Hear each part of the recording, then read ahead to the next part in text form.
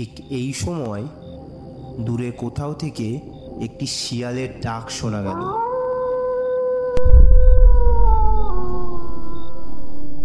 এবার সন্তোষের একটু একটু ভয় করতে লাগলো। সে একবার ভাবল সে কি এবার ফিরে যাবে, আবার পরক্ষণেই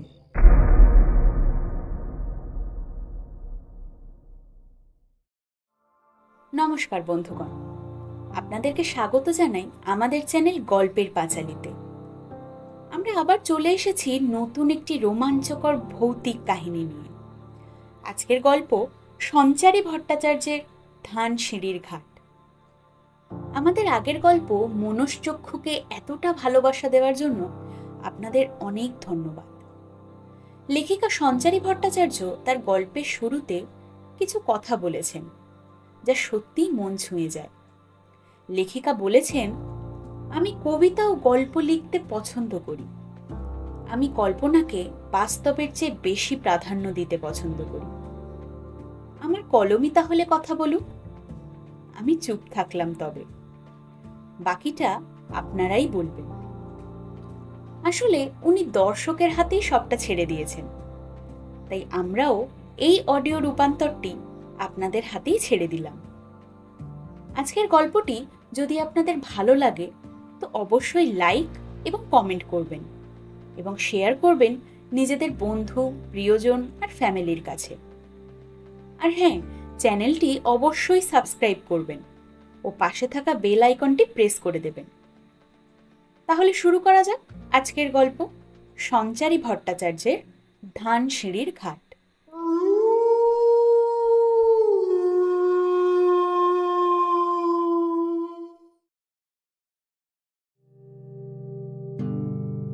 সন্তোষ, তোমাকে একবার দেউলটি যেতে হবে। যদিও জায়গাটা স্বাস্থ্যের পক্ষে খুব একটা ভালো নয়, তবুও তোমার সেখানে যাওয়াটা খুব জরুরি।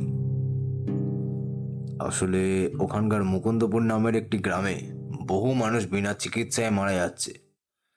একমাত্র তুমিই পারো তাদেরকে এই সমস্যা থেকে উদ্ধার করতে। সদ্য ডাক্তারি পাশ করা সন্তোষ সিনিয়রের কথার অমান্য করতে পারে না। আচ্ছা, ঠিক আছে স্যার, আমি দেউলটি যাব। কাল কলকাতা থেকে ট্রেন ধরে দেউলটি পৌঁছতে হবে তাকে।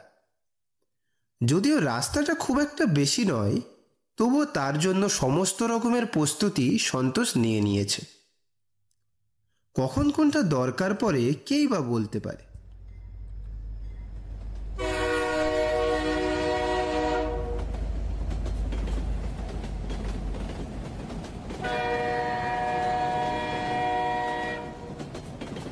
অবশেষে ট্রেন ছেড়ে দিল। সে ট্রেনের জানালা দিয়ে মায়াচ্ছন্ন প্রকৃতির অপরূপ সৌন্দর্যটাকে অনুভব করছিল। হঠাৎ তার মনে হলো সে যদি দেউলটি গিয়ে আর ফিরে না আসতে পারে। কত ডাক্তারই তো রোগের চিকিৎসা করতে গিয়ে নিজেই সেই রোগে মারা গিয়েছেন। কথাটি ভেবে হাসি লাগে সন্তোষের। সে মারা গেলেও বা কি, তার আগে পিছু তো কাদার মতো কেউ নেই।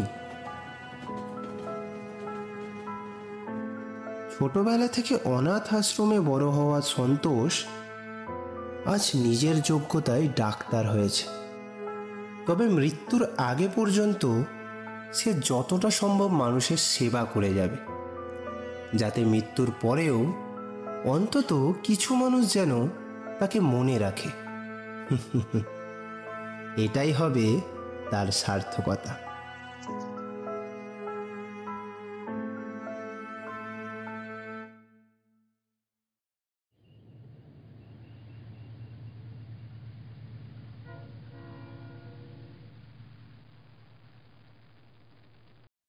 অবশেষে সন্ধ্যা হওয়ার কিছু আগেই সে দেউলটি পৌঁছে গেল। স্টেশন থেকে নেমে রাস্তায় এসে দাঁড়ালো সে। এরপর কিছুটা পায়ে হাঁটা পথ অতিক্রম করে নদীপথে ওপারে যেতে হবে, এমনটাই সন্তোষকে জানানো হয়েছে। জায়গাটা শহরের মতো হলেও কলকাতা শহরের মতো অতটাও আধুনিক নয়। সন্তোষ কিছু দূর হেঁটেই বুঝতে পারল পায়ে হেঁটে এতটা রাস্তা যাওয়া তার পক্ষে সম্ভব নয়। তাই সে ঠিক করলো একটা রিক্সা অথবা ভ্যান নিয়ে নেবে। কিন্তু অনেক খুঁজেও রিক্সা বা ভ্যান পাওয়া গেল না।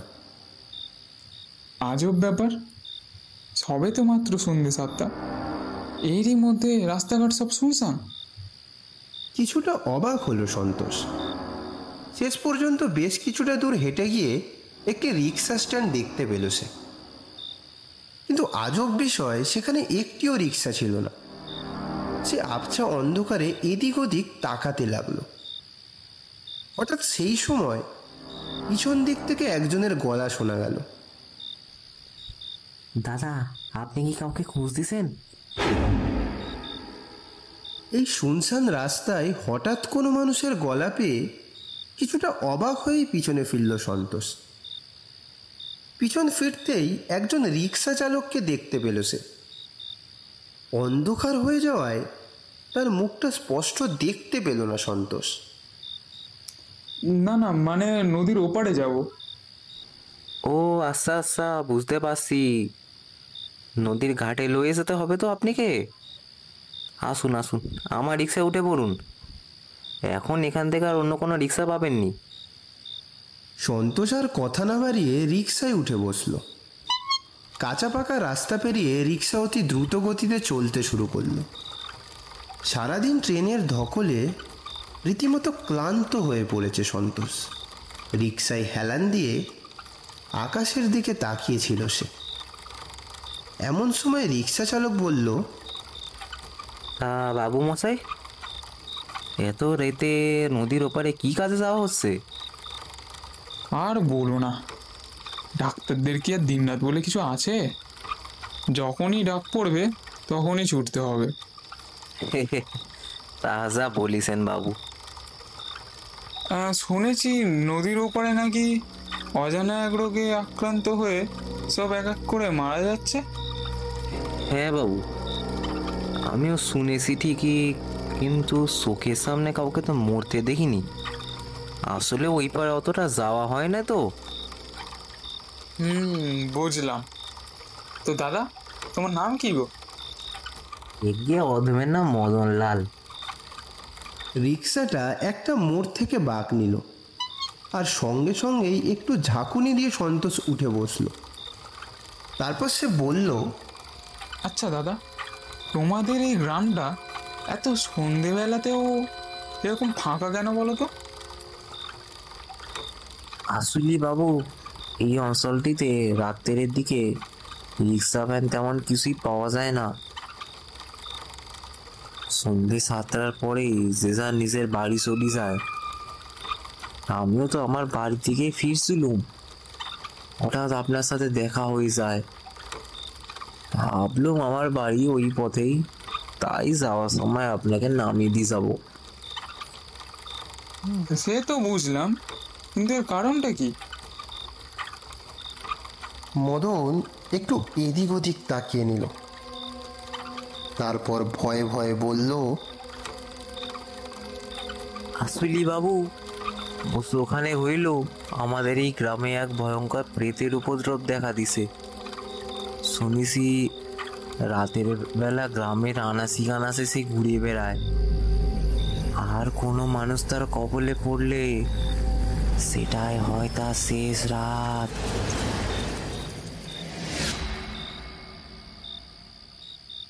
সন্তোষ কথাটা শুনে কিছুটা ব্যঙ্গের সুরেই বলল, তোমরা এখনকার আধুনিক যুগেও এসব কথা বিশ্বাস করো নাকি? আজব পাবলিক তো। আমি একজন ডাক্তার, আমি বৈজ্ঞানিক যুক্তিতেই বিশ্বাস করি। আমার কাছে এসব বিষয়ে কোনো অস্তিত্ব নেই। এইগুলো শুধুই মানুষের মনের বিকার এবং কুসংস্কারের দ্বারা তৈরি করা ভয় মাত্র। আপনারা শহরের মানুষ, বিশ্বাস নাই করতে পারেন, কিন্তু বিশ্বাস না করিলে কি আর সত্যিটা পাল্টে যাবে? তুমি কি নিজের সামনে কখনো দেখেছো তাকে? সেই কথা সে আমি কল্পনাতেও আনি না বাবু, কারণ তাকে একবার কেউ দেখে ফেললে শেষে আর তাকে ছাড়ে না। এইভাবে আরও বিভিন্ন কথাবার্তার মাধ্যমে তারা দেখতে দেখতে নদী পাড়ে পৌঁছে গেল। রিক্সা চালক সন্তোষকে নামিয়ে দিয়ে বাড়ির দিকে রওনা হলো। কিন্তু এখান থেকেই শুরু হলো আর এক সমস্যা। নদীর পাড়ে যে একটিও নৌকা বাঁধা নেই, তাহলে সে ওপারে যাবে কি করে?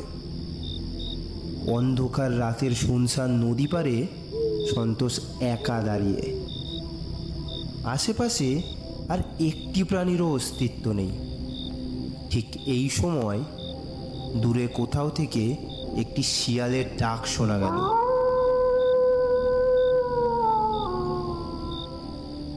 এবার সন্তোষের একটু একটু ভয় করতে লাগলো।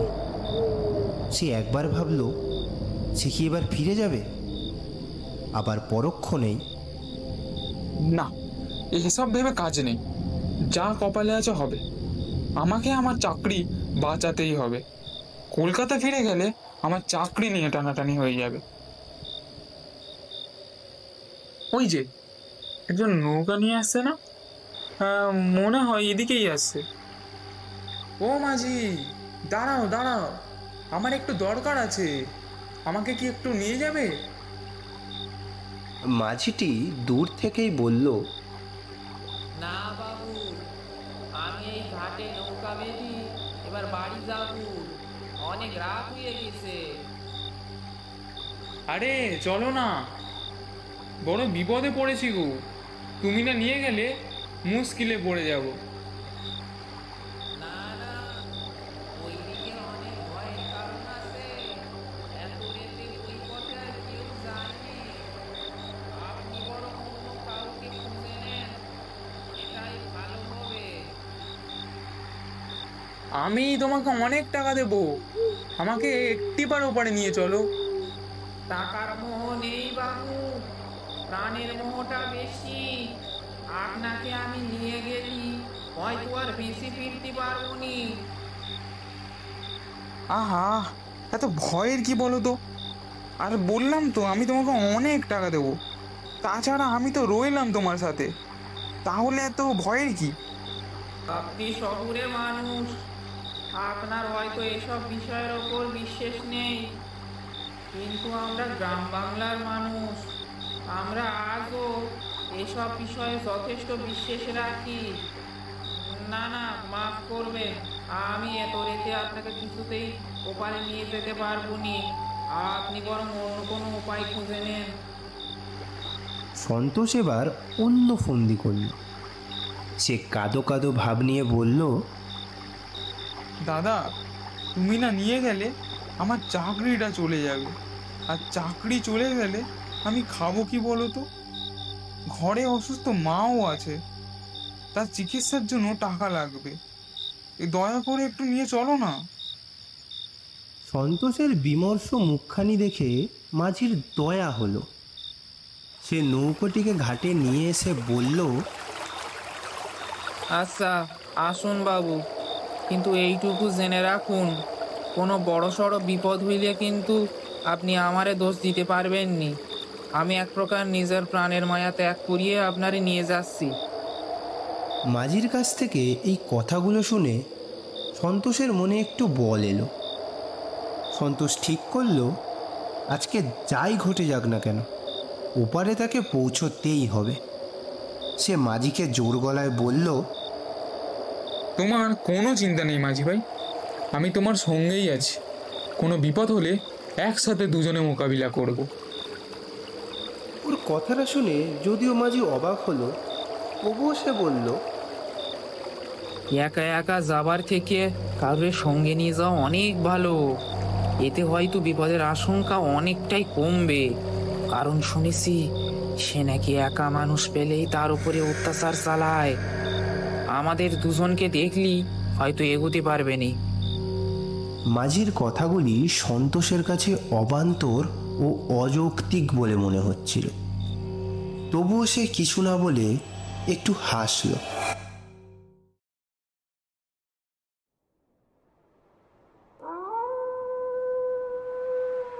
সন্ধে পেরিয়ে রাত হয়ে গেছে।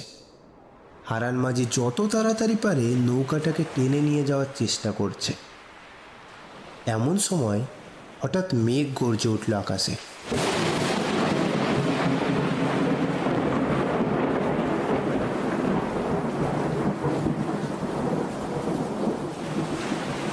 নদীতে জোয়ার থাকায় নৌকা চালাতে খুবই কষ্ট হচ্ছিল।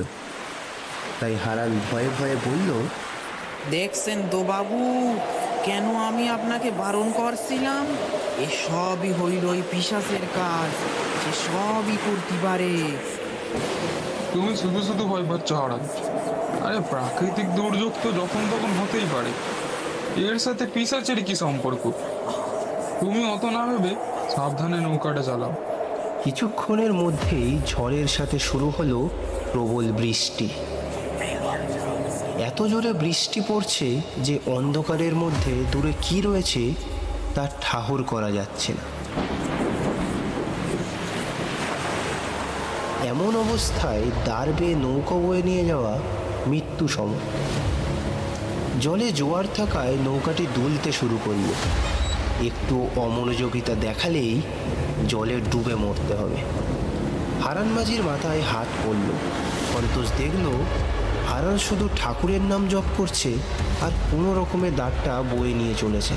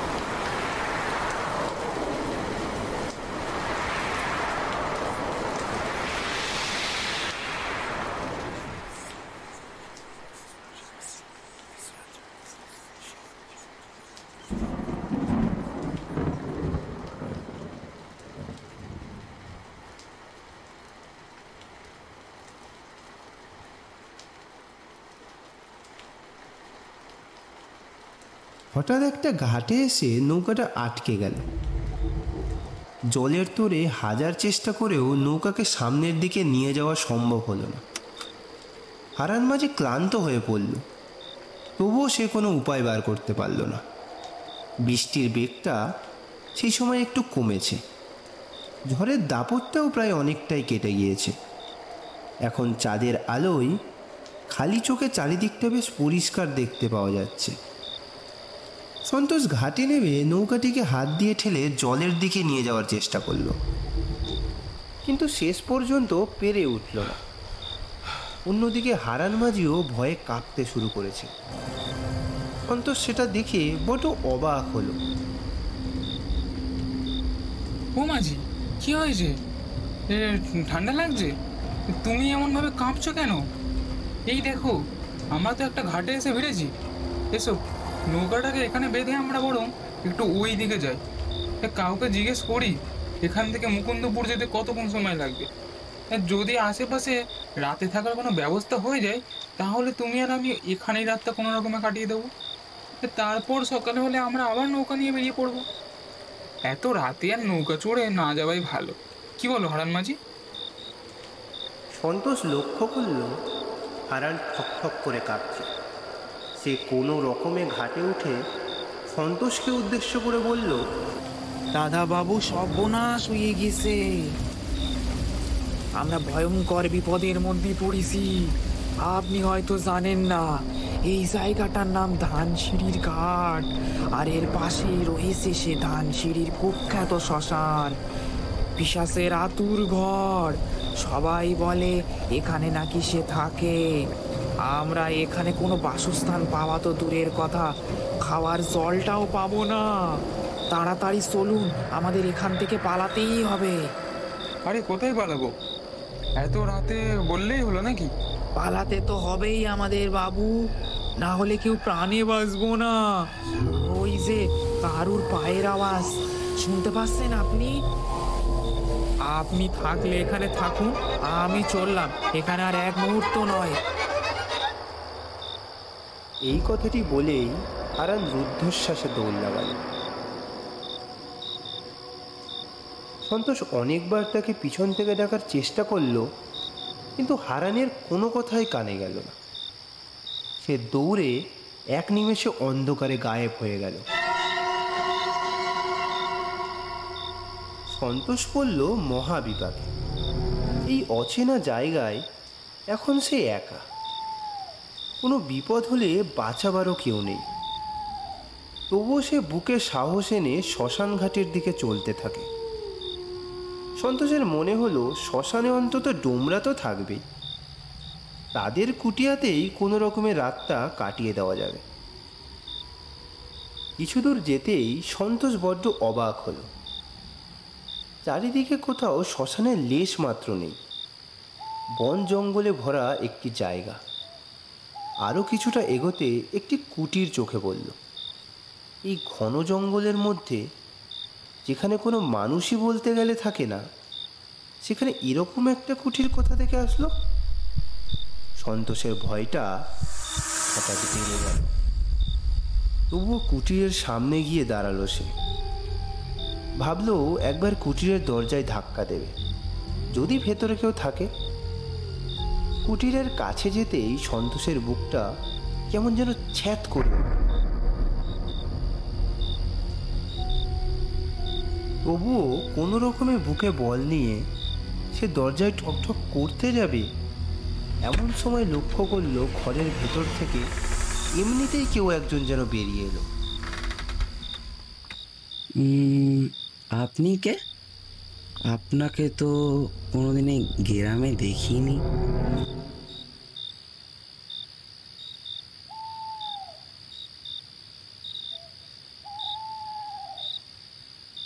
লোকটির পরনে ধুতি আর ঢলঢলে একটি ফতুয়া, যদিও সেগুলি সবই ময়লা।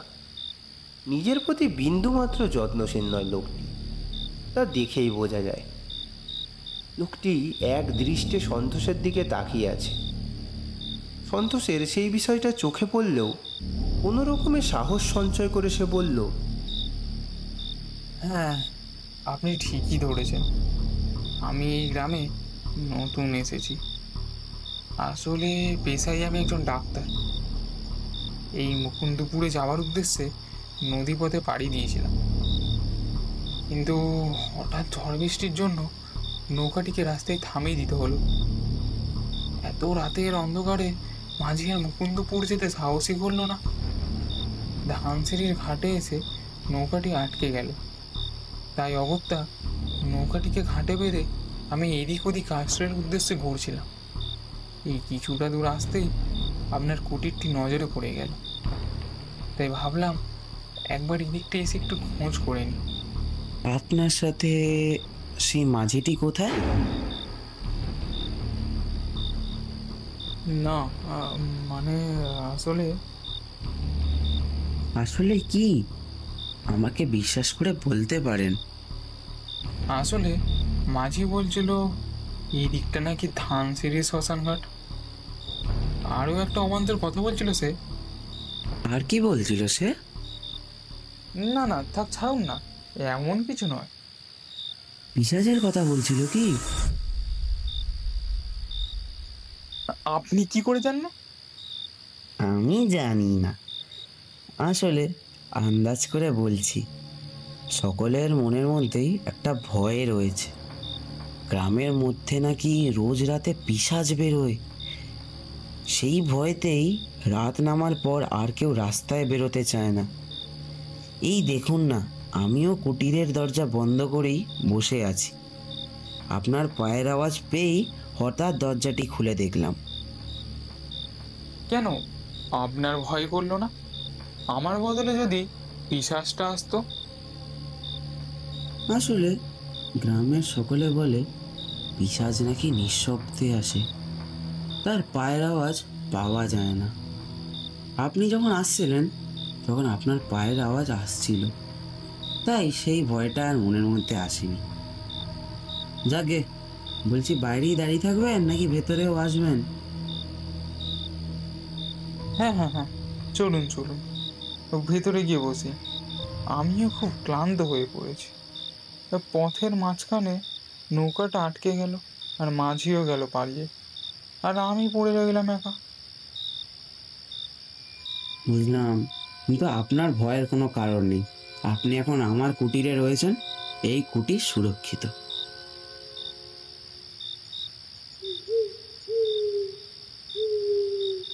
এরপর সন্তোষ ভেতরে এসে বসতেই অচেনা লোকটি বলল, আপনি কি কিছু খাবেন? না না, আপনাকে ব্যস্ত হতে হবে না, আমি সঙ্গে করে খাবার নিয়েই এসেছি।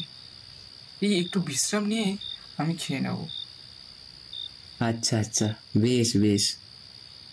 তারা দুজনে বসে দেশ বিদেশের গল্প করতে লাগলো। সন্তোষ কথায় কথায় বলল, আচ্ছা, আপনি কি এখানে একাই থাকেন? এরকম একটা নির্জন জায়গায় আপনার ভয় করে না? পিশাচের আতঙ্কে তো গোটা গ্রামে প্রায় আতঙ্কিত দেখলাম। আপনার প্রাণের ভয় নেই? প্রাণের ভয় নেই বললে ভুল হবে, কিন্তু রাতের পরে আমি আর কুটিরের বাইরে তেমন বেরোই না। সেই কারণেই পিশাচের দ্বারা আক্রান্ত হওয়ার সম্ভাবনাও একটু কম। আচ্ছা, আপনার ঘরের মধ্যে তো তেমন কিছুই নেই। একটা খাট, একটা টেবিল আর একটা চেয়ার। খাবার দাবারেরও কোনো ব্যবস্থা নেই। রান্না বান্না করবারও কোনো জায়গা দেখতে পাচ্ছি না। তাহলে আপনি এখানে থাকেন কিভাবে?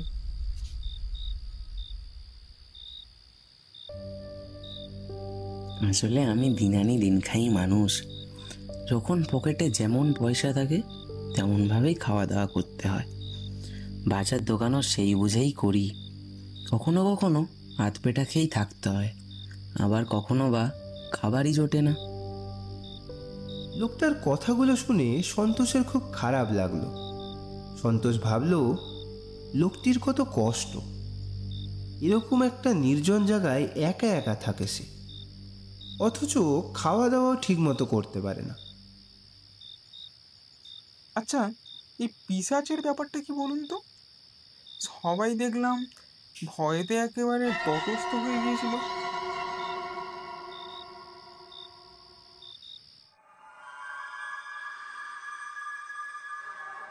আপনি শুনবেন তার কথা? সন্তোষ লক্ষ্য করল লোকটির চোখে মুখে এক অদ্ভুত আনন্দ, যেন সে নিজের পরিচিত কারুর কথা শুনেছে। হ্যাঁ, আমার শুনতে কোনো আপত্তি নেই। আমার একটু জানতে ইচ্ছে করছে বই কি। বেশ, তবে শুনুন। অনেকদিন আগে এই গ্রামে কিরিটি চরণ নামে এক তান্ত্রিক থাকতেন। তিনি তন্ত্র সাধনায় বেশ পারদর্শীও ছিলেন। ভূত পেতের আড্ডাস্থল ছিল তার বাসভূমি। ওখানে বসেই তিনি তার তন্ত্র সাধনার কাজ করতেন। এমনটা শোনা যায় তিনি সকলকে তন্ত্রবিদ্যার জ্ঞান শেখাতেন না। খুবই কম সংখ্যক মানুষই তার সান্নিধ্যে এসে তন্ত্র সাধনার সম্পূর্ণ জ্ঞান অর্জন করতে পারত। দিলীপ নামে একটি ছেলে ঠিক করলো সেই কিরিটিচরণের কাছ থেকে তন্ত্র সাধনা শিখবে। সে তন্ত্র সাধনা শেখার জন্য প্রায় কিরিটিচরণের কাছে যেতে লাগলো, কিন্তু কিরিটিচরণ তাকে তন্ত্রবিদ্যা শেখাতে রাজি হলেন না। দিলীপ ছেলেটি ছিল খুব জেদি। সে একবার কোনো কিছু শিখবে এমন মনস্থির করে ফেললে সেটি শিখেই ছাড়ত। আর তন্ত্র সাধনা শিখতে পারাটাই ছিল তার জীবনের মূল উদ্দেশ্য।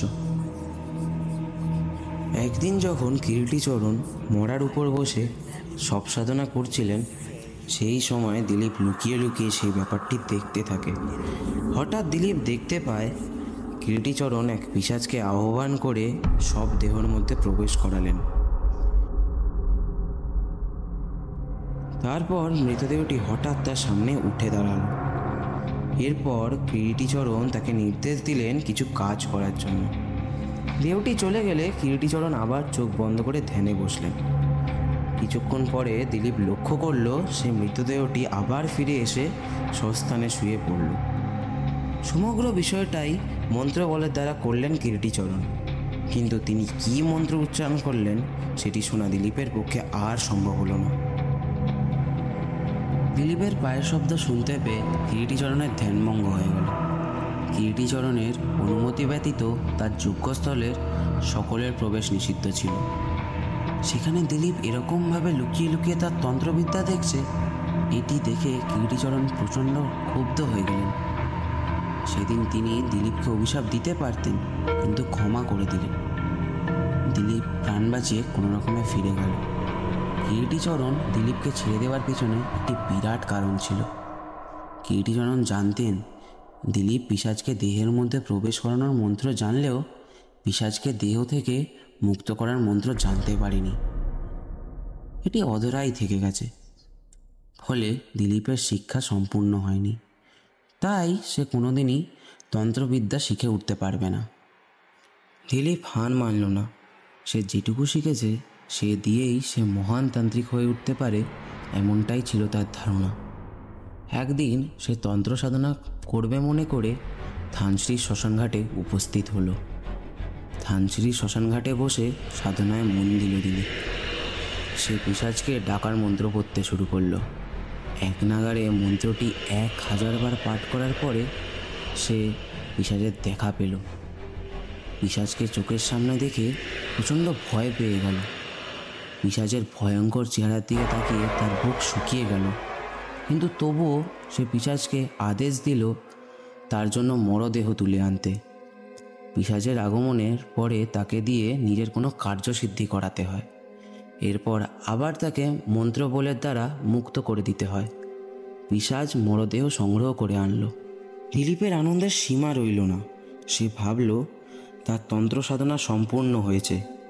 এবার পিশাচ তার কাছ থেকে অনুমতি চাইল, কিন্তু পিশাচকে মুক্ত করার মন্ত্রটি পড়বার সময় অর্ধেক পড়ে বাকিটা ভুলে গেল দিলীপ। আর ঠিক সেই সময় সর্বনাশ ঘটে গেল। পিশাচকে ডাকার পরে তাকে যদি কোনো তান্ত্রিক মুক্ত করতে না পারে, তাহলে পিশাচ সেই তান্ত্রিকের শরীরে প্রবেশ করে আর তাকে মেরে তার দেহ ধারণ করে নেয়। দিলীপের সাথেও ঠিক তাই হয়েছিল। পিশাচকে সে মুক্ত করতে পারেনি, আর পিশাচ তার শরীরে প্রবেশ করে তাকে সেই মুহূর্তে মেরে ফেলে ও তার দেহ ধারণ করে। পিশাচকে কোনো না কোনো দেহ আশ্রয় করেই বাঁচতে হয়, তাই দিলীপের দেহে সে প্রবেশ করে যায়। তারপর থেকে দিলীপের আত্মাই পিশাচ হয়ে ঘুরে বেড়ায় এই গ্রামে, এমনটাই সকলে বলে।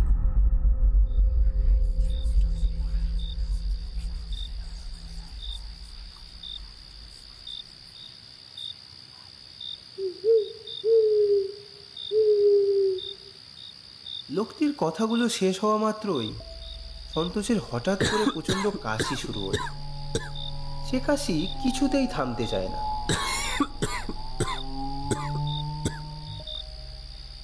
আপনার জলের প্রয়োজন।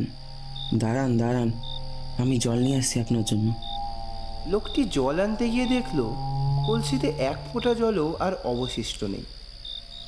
তখন সে সন্তোষকে বলল, দাদা, আপনি একটু বসুন, আমি এই যাব আর আসবো, বেশিক্ষণ লাগবে না। সামনেই একটা পাতকুয়ো আছে, আমি সেখান থেকে জল তুলে নিয়ে আসছি আপনার জন্য। আপনি একটু অপেক্ষা করুন। আর হ্যাঁ, আমি না ফেরা পর্যন্ত বাইরে বেরোবেন না, কেমন?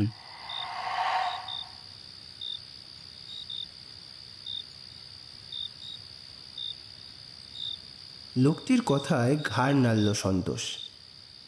লোকটিও ঘরের বাইরে চলে গেল জল আনতে। এরপর বেশ কিছুটা সময় কেটে গেছে। লোকটির কোনো খোঁজ খবর নেই। এমন সময় কেমন একটা অদ্ভুত শব্দ কানে এলো সন্তোষে। মনে হলো যেন একটা কিছু এগিয়ে আসছে কুটিরের দিকে, কিন্তু পায়ের শব্দ শোনা যাচ্ছে না, অথচ কারুর উপস্থিতি স্পষ্ট টের পাওয়া যাচ্ছে।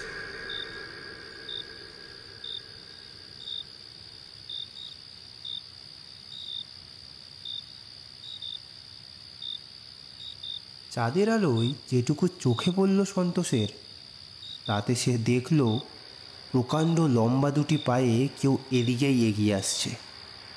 তার হাত মুখ কিছুই দেখতে পাওয়া যাচ্ছে না, শুধু লম্বা লম্বা পাগুলো দেখা যাচ্ছে।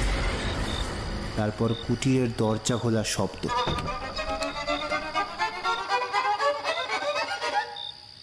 ভয়েতে সন্তোষের গায়ে কাঁটা দিয়ে উঠল।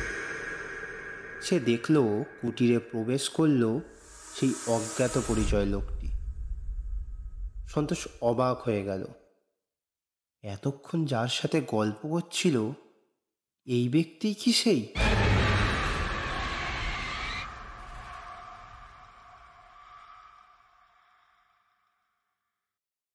আপনি ভয় পেলেন নাকি? কিছু দেখেছেন বুঝি? সন্তোষ ভয়েতে কোনো উত্তর দিতে পারল না। না না না, তেমন কিছু না। আমাকে একটু জলটা দিন। লোকটা পাত্রটা কাছে নিয়ে এসে জল খেতে দিল তাকে। জলটা খাবার সময় জলের মধ্যে সন্তোষ কার একটা প্রতিচ্ছবি লক্ষ্য করল।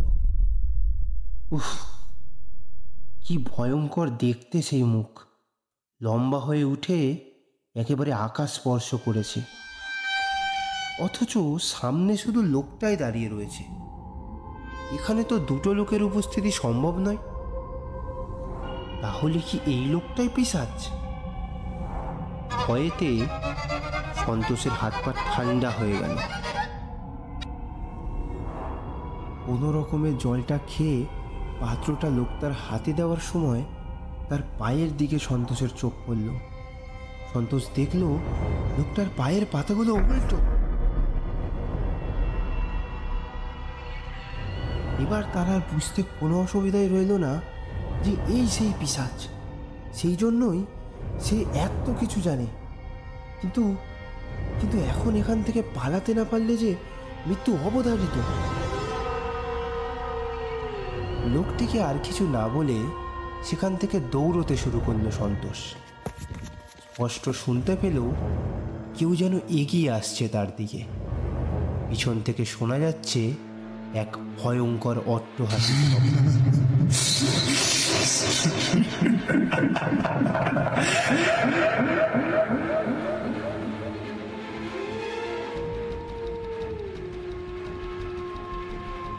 কিছুটা দূরে আসার পর সন্তোষের চোখে বলল কিছু একটা জ্বলছে দাও দাও করে। আরও কাছে আসতে সে দেখল সে একটা শ্মশানের মধ্যে দাঁড়িয়ে আছে, আর চারিদিকে শবদাহ করা হচ্ছে। সেই কুটিরটিও আর চোখে পড়ছে না তার। চারিদিক পুরো ফাঁকা, আর ভয়ঙ্কর সব আওয়াজ আসছে। কি যেন লম্বা লম্বা পা ফেলে এগিয়ে আসছে তার দিকে। অন্যদিকে আর না তাকিয়ে রুদ্ধশ্বাসে দৌড়তে শুরু করলো সে। দৌড়তে দৌড়তে সন্তোষের মনে পড়ল হারান মাঝির কথা। হারান মাঝি যা বলেছিল তাহলে কি সব সত্যি? এই সেই ধানসিঁড়ির শ্মশানঘাট, আর এই সেই পিশাচ যার নাগাল থেকে কোনো রকমে প্রাণ বাঁচিয়ে বেরিয়ে আসতে পেরেছে সে। অন্ধকারের মধ্যে দৌড়তে দৌড়তে হঠাৎ একটা জায়গায় পা আটকে হুমড়ি খেয়ে পড়ে যায় সন্তোষ। মাথায় খুব জোরে চোট লাগে তার। তারপর আর কিছু মনে নেই তার। সে অচৈতন্য হয়ে পড়ে।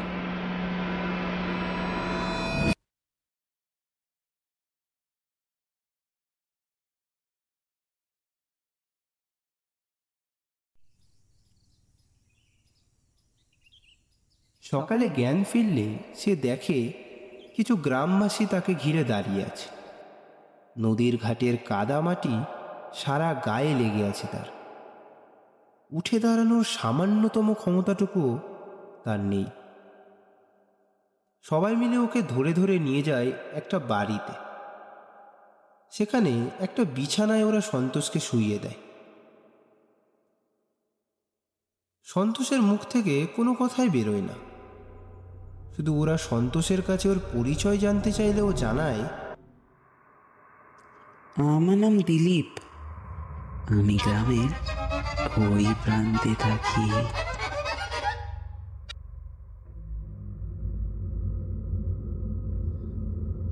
কথাটি বলা শেষ করেই অদ্ভুতভাবে লোকগুলির দিকে চেয়ে হাসতে থাকে সে।